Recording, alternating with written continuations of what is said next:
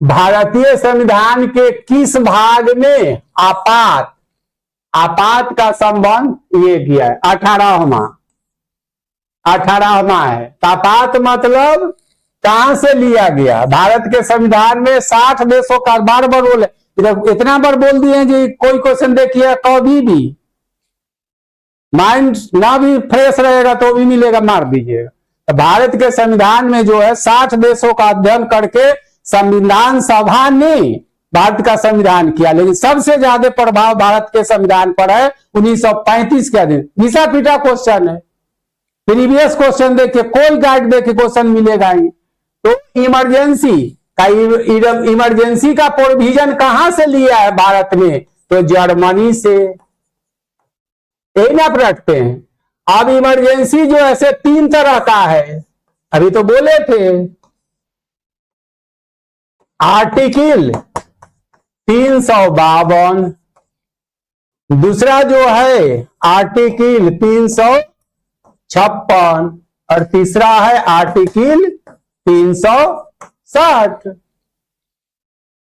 ठीक है ना? तो यही इमरजेंसी जो इंदिरा गांधी जी 1975 में लगाई थी, जो अभी हाल में जो हुआ कैबरस मनाया, जो लोग बोल रहे थे ये, तो इसी को राष्ट्रीय आपात कहा जाता है। ठीक है?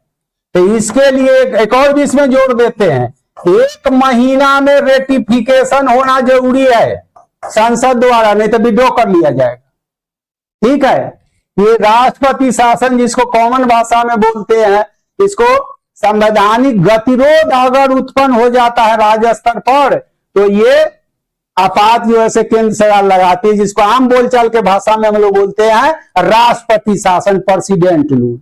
लेकिन टेक्निकली कॉन्स्टिट्यूशनल डेडलॉक, जैसे बिहार का भी सोच लीजिए, चुनाव होना है नवंबर में, 2 पार्टियां हैं, 2 धुरी है, अगर किसी को बहुमत नहीं मिलता, मान ले थोड़ा देर के लिए, सब तो पेश करेगा जो हम ही को सरकार बनाने का, लेकिन गवर्नर की भूमिका जो होती है बड़ा अटपटंग होती है, वो बड़ा विवादास्पद रहा है, इतिहास गवाह है। ऐसा नहीं जो अभी जो बीजेपी या एनडीए के गवर्नमेंट, कांग्रेस का भी इतिहास ही रहा है। बीइंग ए सिटीजन आप बात कीजिए, किसी पार्टी पॉलिटिक्स गठबंधन के आप भक्त हैं, सदस्य हैं। और एक लाइन और भी कहेंगे, आप लोग ज्यादा यंग है, सोचने का बहुत अभी ये है कि आप भारत का नागरिक के रूप में बात कीजिए, समझे? प्रजा के रूप में हमको आपको बात नहीं करते। शिक्षा लिए तो कुछ दिखना चाहिए, समझे? नागरिकता इसीलिए दिया गया आपको कि आप बुद्धि विवेक से काम लीजिए, लेकिन वो हम लोग क्या, चुनाव आता है तब नागरिक नहीं हो जाते हैं, प्रजा हो जाते हैं। ये मेरे पार्टी का लीडर है, मेरे गठबंधन का है, मेरे एरिया का है, इसी का मतलब होता है हमरा आपका शोषण होता है। तो थोड़ा आगे की बात बोल दी है, घबरा। और जो लोग कोई ना कोई, हम भी तो किसी से जुड़े होंगे, जुड़े नहीं, जब पार्टी को ज्वाइन किए हुए, लेकिन मेरा भी तो कहीं इंटरेस्ट होगा। तो बीइंग ए टीचर बोलते हैं, बीइंग ए सिटीजन, लेकिन नागरिक होने के ना, तो नागरिक के भूमिका में हम लोग को चाहिए शिक्षा, ये चीज है। लेकिन हम नागरिक के भूमिका में नहीं रहते, प्रजा के भूमिका में रहते। प्रजा कहां होता है? राजा, हमारे विधायक जी, हमारे मंत्री जी, हमारे जात के लीडर, हमारे धर्म के लीडर कहां से हम सुनेंगे? अपना बुद्धि विवेक नहीं होता है, जाकर बटन दबा देते हैं, खमियाजा भुगतिए फिर।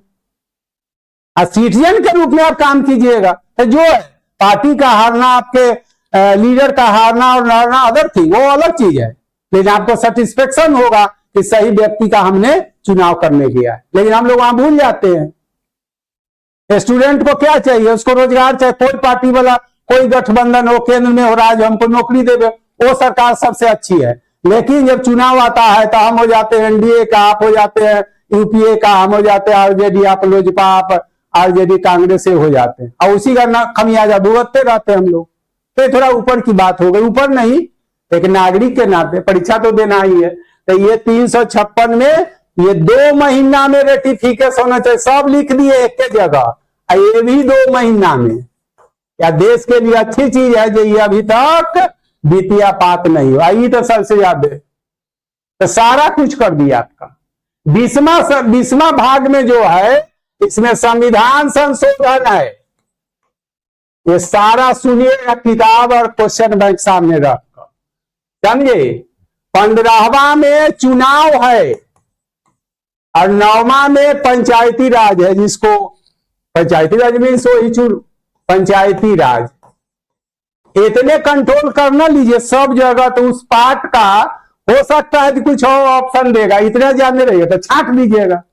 परीक्षा पास करने के लिए भी चीज जरूरी है। क्वेश्चन जो पूछ रहा है प्रॉपर आप आंसर नहीं जानते, ये सच है, नहीं जानते हैं, बहुत लोग नहीं जानते हैं।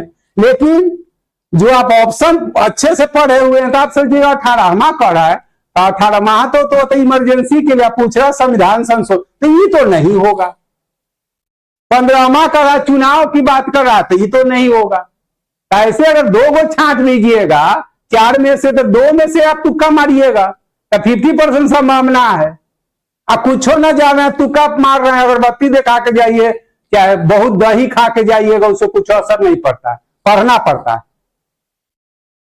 समझे, ये ख्याल रखिए। तो ऐसे भी आप सफल हो सकते हैं। इतने चीज यहां से जान रहे हैं तो 10 बात तो आप जान रहे हैं, और 10 के बाद अगर कोई पूछेगा पटन तो सबके लिए हार्ड होगा, इसका भी ख्याल रखिएगा। 4 दिन हम लोग इसी दौर में है, हर लेवल के बच्चे से मुलाकात होती है और देखते भी है, एग्जाम का लेवल भी देखते हैं। ऐसे पढ़िए, धन विधेयक कई परिभाषा भारतीय संविधान में किससे है? मनी बिल, ये है, ये लोकसभा अध्यक्ष डिसाइड करता है, एक डिटरमाइंड बाय ऐसे लिख देते हैं, सीधे क्वेश्चन लिख देते हैं। लोकसभा अध्यक्ष जो है, यहाँ विधानसभा राज्य में होगा अध्यक्ष जो होगा। धन विधेयक कौन है, कौन विधेयक जो है धन विधेयक है या नहीं है, इसका निर्धारण लोकसभा अध्यक्ष। क्या लिख क्वेश्चन जो पूछा आंसर तो आपका ही हो गया। ये अनुच्छेद 122 में कहता है, इसी को बजट बोला जाता है। इतने पढ़ कर जाइए ना, देखिए ना, एकदम कॉन्फिडेंस आ जाएगा जो इस पार्ट से तो हम सब कुछ जानते हैं। इसी को बजट बोलते हैं आम बोलचाल की भाषा में। अब बजट जो है कॉमन ये है, इसको फिनेंशियल क्या इसको कहते हैं, ओह मुंह पर एक वर्ड नहीं रहता है, वित्तीय विवरण, समझे। बजट क्या, साल भर के दौरान जो है आय और व्यय का ब्यौरा है। तो बजट कॉमन इसमें है। 123 में जो है ये राष्ट्रपति जो है तो अध्यादेश जारी करते हैं। देखिए अध्यादेश, जिसको इंग्लिश में ऑर्डिनेंस बोला जाता है, समझे।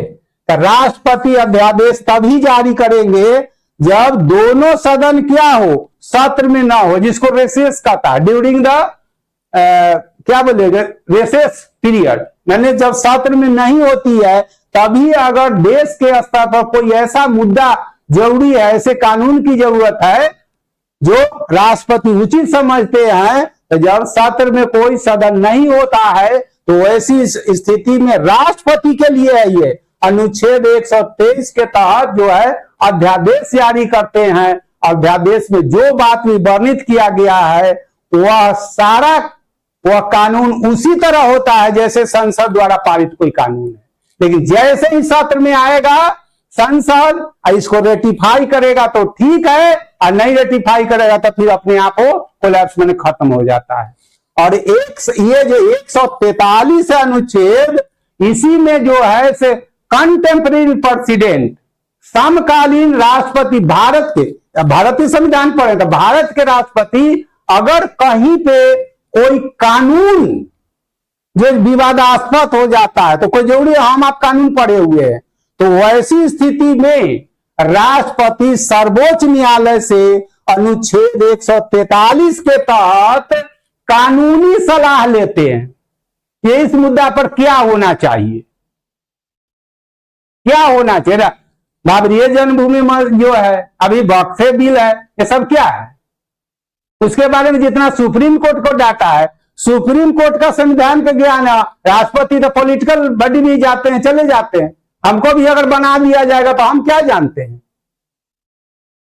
जनरल चीज जानते हैं, परीक्षा पास करने वाला, कानून तो नहीं पढ़े हैं। लेकिन हमारी भूमिका है जो बुद्धि विवेक, स्वविवेक, जिसको डिस्क्रिशन बोलते हैं, उस पर हमको काम लेना है, तो हम सलाह लेंगे सुप्रीम। लेकिन दूसरा कहता है कि राष्ट्रपति द्वारा मांगे गए सलाह को देना क्या है, ऑब्लिगेटरी है सर्वोच्च न्यायालय के लिए। लेकिन सर्वोच्च न्यायालय द्वारा दिए गए सलाह को मानना राष्ट्रपति के लिए बाध्य नहीं है। यह अनुच्छेद 143 में बहुत कुछ कह देते हैं, बहुत कुछ कहते। इसके यहां पर टॉपिक और देखिए, ये मनी बिल है, ये है, ये सब कुछ तो करिए दिए।